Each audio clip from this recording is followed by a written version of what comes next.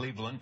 Kentucky Senator Rand Paul is among the 10 candidates who are qualified for the primetime debate. His poll numbers and fundraising suffered after Donald Trump entered the race.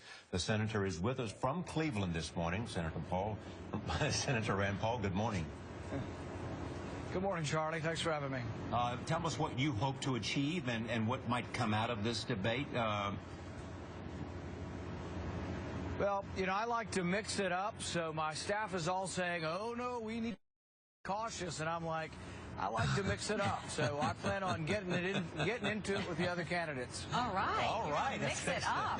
I'm definitely watching tonight then, Senator Paul. When you say you want to mix it up, anybody in particular you want to mix it up with?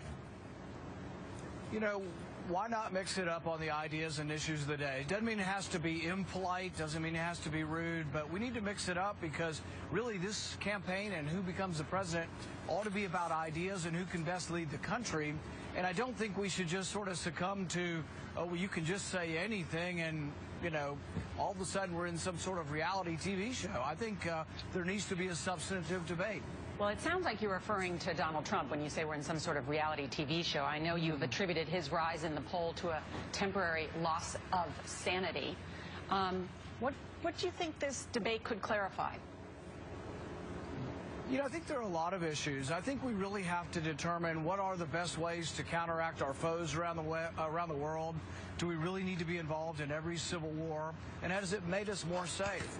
I think, frankly, that Hillary's excursion and Obama's excursion into Libya made us less safe and made ISIS stronger.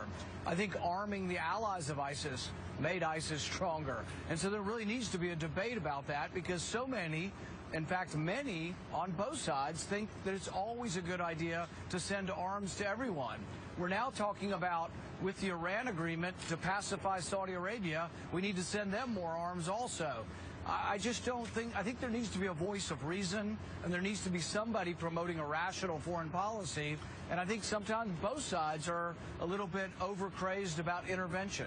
Senator, we want to get your response to the indictment that was announced yesterday, saying that your nephew-in-law is accused of paying off a state senator in Iowa, to really curry favor for your father's presidential campaign.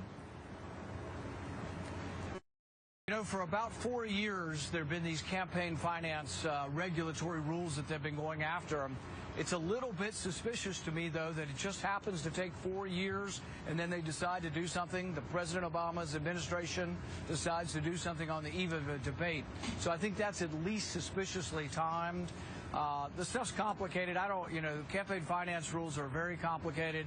There'll be lawyers and accountants involved in this, and they'll get it sorted out over time, I'm sure. Now, let me go back to Nora's question about Donald Trump. What is it? What do you make of his rise in the polls? Is it, in your judgment, more rhetoric and bombast than it is policy and specific public positions? Yes, and I think what he's tapped into, though, is that 90% of people are unhappy with Washington. In fact, that's why I ran for office. I'm a physician. I'd never been involved in politics, and I was able to beat an establishment politician because I ran against the machine. I still intend to do so because 90% of people are unhappy. I think we need term limits. I'd wash the whole place out. The whole place needs to be, clean, swept, and start over again. I've met almost every leader on the stage in Washington, and there is no monopoly of knowledge up there. We need new people, and one of the big proponents and one of the things I will propose is that we have term limits. I think we ought to send them all home, myself included. Okay, but so why is Donald Trump tapped into this rather than you, according to the polls? Well, he had a little bit of help. Y'all covered him with about $1 billion worth of news media. It's all your fault, Charlie. Oh, I see. It's all, So, now, the thing is that, for example, I've been talking about a flat tax where we eliminate the entire tax code to try to get American jobs to come home and American companies to come home. But I have really had a little trouble getting traction with getting the message out. And I don't blame anyone. I mean, the news is. But you have to admit that there's been an extraordinary amount of attention paid to one person, and I think anybody's numbers would rise with that amount of attention. So our job is to break through. Our job tonight is to step up, defend, and maybe demolish some other bad ideas that are out there, or point out that maybe there are some empty suits without ideas. Who would that be? Well, it could be. There's 15 to choose from, so we'll see tonight who that is. But I think it is good to draw distinctions. And I'm a big believer, I don't believe in hurling insults, but I'm a big believer in, mixing it up. We ought to know the differences between the candidates, and let's see how much substance we can have come forward. Thanks, Senator. Senator Rand Paul, good luck tonight. We'll be watching.